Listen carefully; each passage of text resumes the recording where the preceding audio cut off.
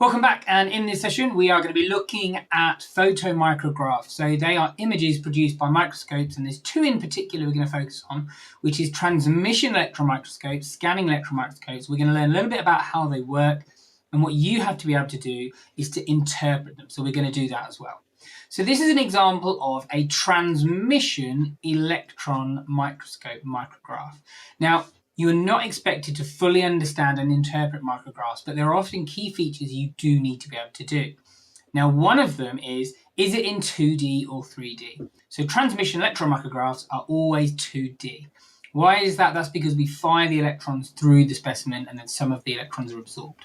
Now, what you get here is internal organelle detail. So this isn't a cell. This on its own here is a mitochondria, and these are the inner workings. These are called cristae. You can actually see that there are two membranes. That's the level of detail. Just on the outside here, you can see these kind of like long tunnels with these little dots on the outside. That means they're rough endoplasmic reticulum. So that's little ribosomes there. We cannot see ribosomes with light microscopes.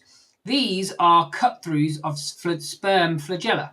And in sperm flagella, you have something called a 9-2, so there are 9 sets of microtubules around the outside and then 2 in the middle. So we can identify that this is sperm flagella because of the shape of them. Now, with a lot of these questions, we'll look at examples, you're given a lot of hints around rather than just a blank image to look at.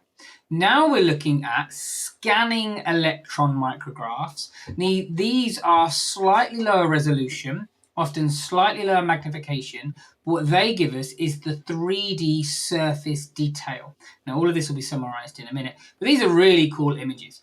Now, sadly, none of these creatures are alive because both types of electron microscopes require a vacuum. That's because if there was any air in there, they would absorb the electrons and the electrons wouldn't hit the specimen. Now, well, why are the electrons going through the image in TEMs and producing a 2D, but not here in SEM? Well, that's because actually there is a coating of some kind of heavy metal on the outside of the organism. So when the electron beams hit the organism, they then repel, they bounce off, and then they're picked up by a detector. That's the basic workings in terms of the difference between the two types of microscopes. With the TEM, now we don't have to learn the inner details, the inner workings of electron microscopes, but a basic idea is some electron beams are generated, they go through the specimen, and if they go all the way through the specimen, they're then picked up by a detector, and that creates the image. That's with TEM, and that's why we get a 2D image of the cell ultrastructure, or the internal organelle detail. Whereas with scanning electron microscope, we have our little organism that is coated in some kind of heavy metal. So now the electrons hit the organism and then they bounce off, and then they're picked up by a detector on the outside, and that generates an image. Both of them are going to be black and white, although you can artificially put some color in there. But I would avoid talking about color in general, because a lot of the questions, as we'll see in a moment, are talking about the evidence from the image.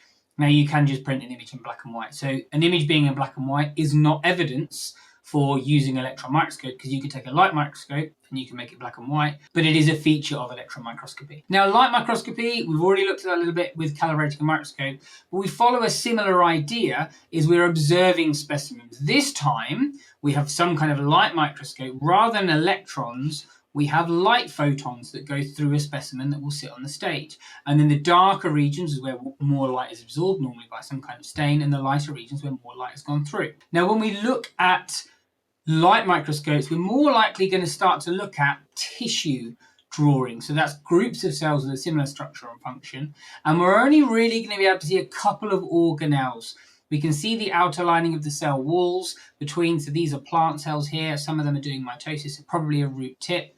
You can see this one here is clearly in anaphase. You can also see the dark region of the nucleus and the cytoplasm. You can see mitochondria with a light microscope, but there isn't much more apart from that you can see. The really common one is ribosomes. You cannot see ribosomes with a light microscope. Now, we have to be able to compare the three types of microscopes. Now, I've left laser scanning confocal microscopy in here, which is essentially using a laser and some pinholes to make a slightly higher resolution, and a 3D image using light microscopy. But we don't have to learn the inner workings. But I've left it here. As a general rule, you're better off learning more and then having to recall less than trying to not learn it all. Now, you no longer have to memorize the exact magnifications of each type of microscope, but you do need to be able to compare them. So you would need to be able to say that a light microscope is significantly less than both scanning, electron, and transmission. The resolution can be quite confusing. In a previous video, we talked about resolution. Which is the ability to see 2 points as separate entities. The bigger the resolution, the less detail of the image. You can't tell the difference between 2 points. As they get closer and closer together, we can now start to tell the difference between 2 points. So actually a low number is the better resolution. So TEM has the highest. Now, one of the only real advantages of light microscopy, and from an ethical point of view, but actually in terms of a studying point of view, you can experiment on an organism under the light microscope. You'll do this with things like Daphnia, so water fleas, and you can give them caffeine and alcohol and watch the heart rate change. That's the advantage of light microscope. It is in colour, and it's a lot easier, inexpensive, and less training is required, which is why we do that in schools. Now, the kind of thing you'll have to do from here is apply it to a real exam question. And this is an example of a classic style question you're going to get. And when you do this, we're also going to work on a piece of exam technique, which is using the evidence from the question. So this question is saying cell B was observed using an electron microscope. Now, they haven't told us, is it TEM or is it SEM?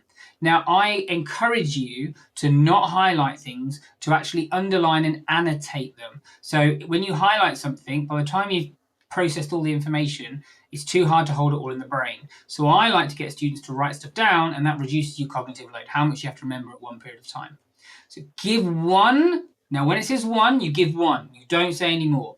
Any more than that, the list rule applies, and you can start losing your 1 mark. If you're a right one and a right one and a wrong one, you've lost your 1 mark. Okay, it's no marks. So you have to give one answer. There's never an advantage of trying to squeeze a second one in. Give one piece of evidence. This is an electron microscope. Now, we don't have to distinguish between the two, but the evidence that B is from an electron microscope is you can see, although this is a diagram drawing of it, you can see, just like before, the internal organelle detail. Now, that's actually a chloroplast, not a mitochondria. That one's trying to show mitochondria. But we can see inside of organelles. You can't do that with a light microscope. The second one we no longer need to do, but any type of light microscope, whether it's a laser or a light, compound microscopes, you're going to have a lower resolution, a lower magnification. Here's the mark scheme if you want to check it yourself. Now, I've left it on this slide because this is what you need to be able to do. And I would say the easiest way to get used to this is just practice. This is why if you go to biobud.uk, sign up to my free app. If you go onto the practice tab, there is an entire micrograph section. I'll put it on the screen now. So you can go and you can just get used to, and that's every single micrograph question that has come up over the last 10 years. So you start to get a feel of the themes of the question. An example of this might be, where actually in this question, they told us they were 2 plant cells. And actually that can be really helpful. They're not drawn to scale. So in terms of exact numbers, we don't need to here.